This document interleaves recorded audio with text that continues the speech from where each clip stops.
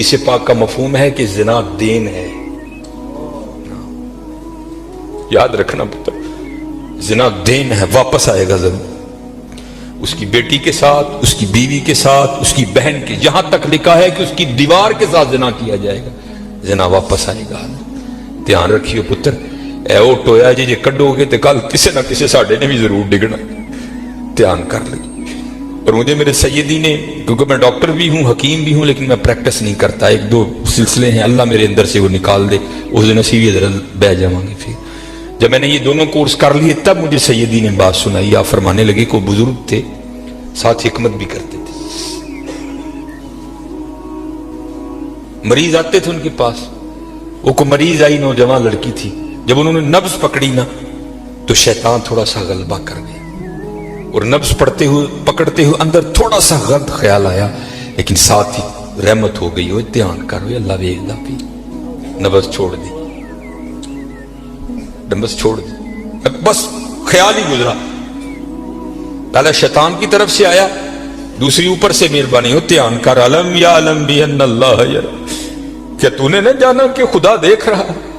پتر کی کر دے ہو، ماں باپ آتے ہیں تو چینل بدل دیتے ہو، اور ایک دفعہ کہتے ہو حضور حاضر و ناظر ہے، اور خیال نہیں آتا کہ حضور بیٹھے بھی دیکھ رہے ہیں کہ میں نیٹ پہ کیا دیکھ رہا ہوں. کیوں بھول جاتے ہو ہمارا اللہ بھی دیکھ رہا ہے کہ میں نیٹ پہ کیا دیکھ رہا ہوں؟ خیال گزرا، ساتھ ہی خیال علم یا علم بھی ان اللہ یرا ربنا انک تعلم ما نخفی وما نعلن وما یخفی علی اللہ من شیء فی الارض ولا فی السماء. کوئی چیز ہاں زمین کے اوپر ہے، ہاں نیچے ہے، کوئی چیز بھی اللہ سے نہیں چھپی. خیال آیا، چھوڑ دی. لیکن جیسے میں نے کہا نا حضرت، دین ہے، ضرور گھوم کر آئے گا. تب گھروں میں ٹینکیاں شینکیاں نہیں ہوتی، تب جو ماشکی جس کو ہم ذاتی زبان میں کہتے ہیں، وہی گھروں میں پانی دینے آتے تھے. گھر ان کی بیوی تھی، وہ پانی دینے کے لیے آیا. ماشکی پانی بھر کے نا جب وہ جانے لگا تو اس نے ہاتھ پکڑ لیا ان کی بیوی کا. انہوں نے اتنے پھڑیا، ادھر ماشکی نے کار پھڑ لیا. وہ بیوی آگے سے ہاتھ چھڑا کر کہتی ہے وہ پتر کی ہو گئے. اس کو بھی خیال آیا، وہ روتا ہوا بھاگ گیا. اتنے وہ بھی بہ کے چنگا روئے دے، اکھاں لال کیتیاں. گھر مائی بھی بڑا روئی. ساری زندگی لنگ گئی ہے، بڈھے ویلے کی ہویا انہیں کی ہاتھ پھڑ لیا. وہ بھی بڑا روئی ہے. حکیم ہوری گھر آئے تے حکیم صاحب دی اکھاں سجی دی، ویکھیا تے گھر والی دی اکھاں سجی دی. انہیں پوچھا بھلی لوکے کی ہویا، کیوں روئی؟ انہیں کہا پہلے تسی دسو تسی کیوں روئے؟ انہیں کہا بس اج ایک دھی آئی سی مینوں دکھان لئی، دی نبض پھڑی تے شیطان نے اندر گندگی پائی، لیکن نال ہی یاد آیا اللہ ویکھدا پیا، میں چھڑ چھڑے. کہہ لیں بس ادھر تسی ادھر پھڑی، ادھی پھڑی ادھر کار ماشکی نے میری پھڑ. دھیان کریو پتر، دھیان کریو. اج کسی دیاں تیاں نے، کل نوں ساڈیاں تیاں نے بھی جو آن. اج کسی لی چونک چ نہ کھلوئیو، اج کسی لی نہ کھلوئیو. اج تسی کھلوو گے، کل کو تاڈی بھی کھلوئے گا. بڑا دھیان کریو، بڑا دھیان. اپنی جوانی بڑی پاکیزہ رکھنی ہے، بڑی پاکیزہ. اور زنا سے بچنا. یہ آگے علامہ صاحب اور میں تقریباً 1.5-2 گھنٹہ بیٹھ کر یہ روتے رہے حضرت کہ سانو اینجدہ پھسایا ہے کہ اج زنا آسان اور نکاح انتہائی مشکل کر چھڑے. نکاح انتہائی مشکل کر چھڑے، انتہائی مشکل کر چھڑے.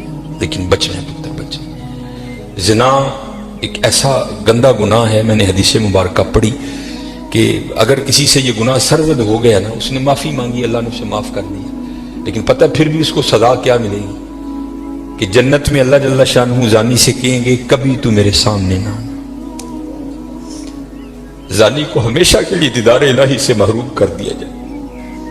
اور آج بس اللہ اپنی حفاظت میں رکھے، بچ کے رہنا ہے. اس سے بڑا بچ، اپنی جوانیوں کو پاکیزہ رکھنا ہے، اپنی جوانیوں کو پاکیزہ رکھنا ہے. پھر دیکھو حضرت رنگ کیا لگتے ہیں، رنگ کیا لگتے ہیں، رنگ کیا لگتے ہیں.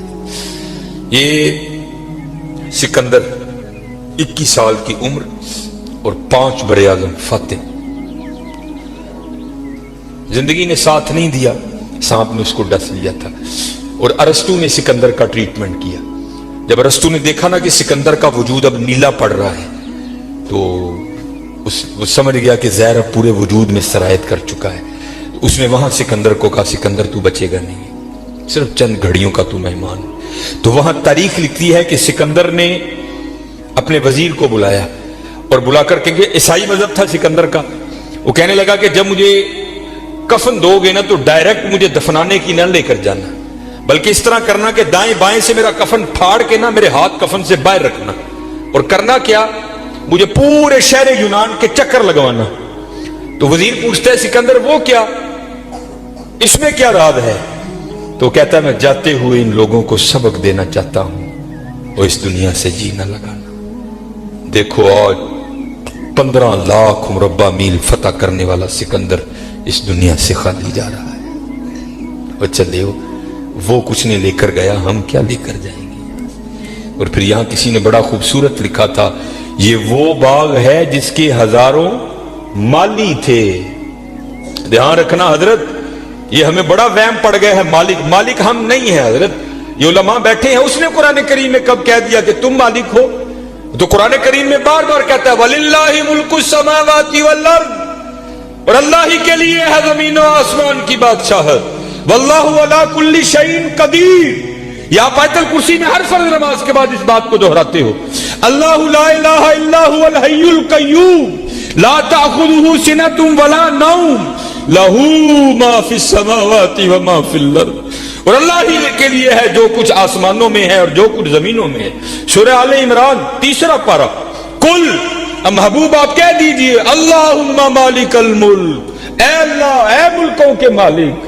تیال کریے پتر وہ مالک جے اسی نہیں ہے مال، ہم تو مالی ہیں یار. اور میں اکثر اپنی مثال دیا کرتا ہوں، جب میں تھوڑا بڑا ہوا نا تو میں نے کیا دیکھا، میرے گھر کے باہر جو پلیٹ لگی تھی نا اس پر لکھا تھا چودھری علم دین. پھر وہ پلیٹ بدل گئی ہے، دادا وہ کا انتقال ہو گیا. پھر نئی پلیٹ کیا لگی، حاجی محمد بوٹا.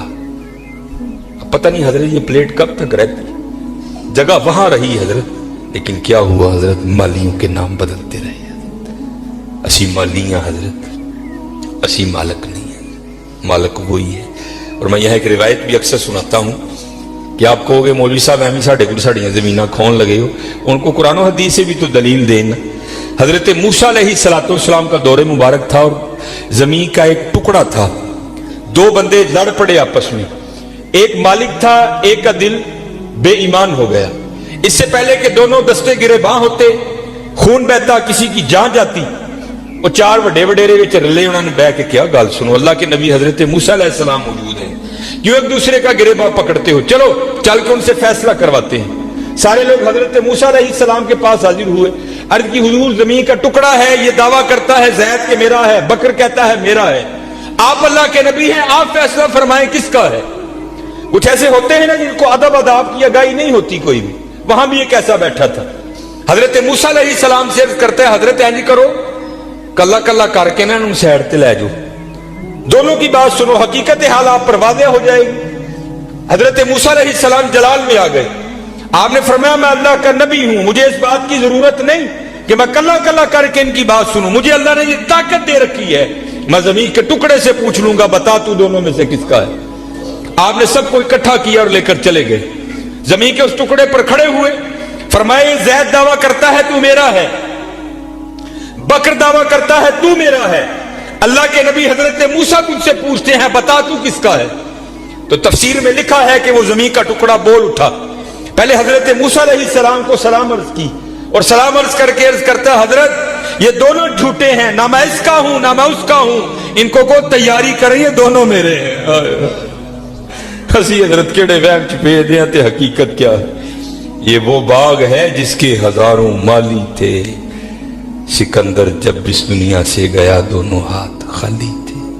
ہاں حضرت دھیان کریو، خالی آئے ہیں اور خالی ہی یہاں سے جائیں گے. ہاں جائے گا کیا، اچھے اور برے اعمال ساتھ جائیں گے. ان تہاڈی مرضی ہے حضرت، جدا مرضی ٹیر لا لو، لیکن حضرت جی چنگائی ٹیر لائیو، مندہ نہ لائیو.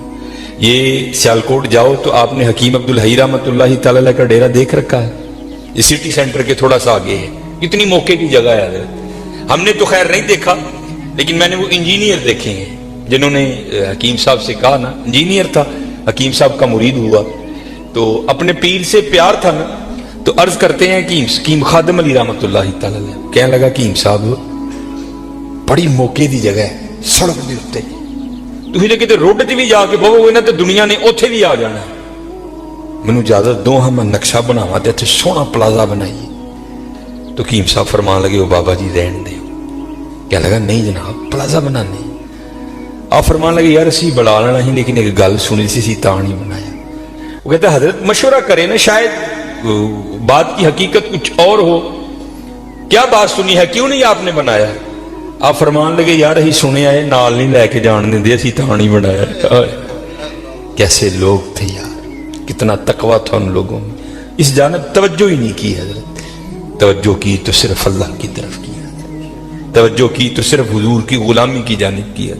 इस जानिब आए ही नहीं। और हजरत जो उसकी जानिब जाएगा ना, दुनिया तो ऑटोमेटिक उसके पीछे आएगी। मौलाना रूम रहमतुल्लाहि तआला ने बड़ी खूबसूरत मिसाल दिखी, बड़ी खूबसूरत मिसाल।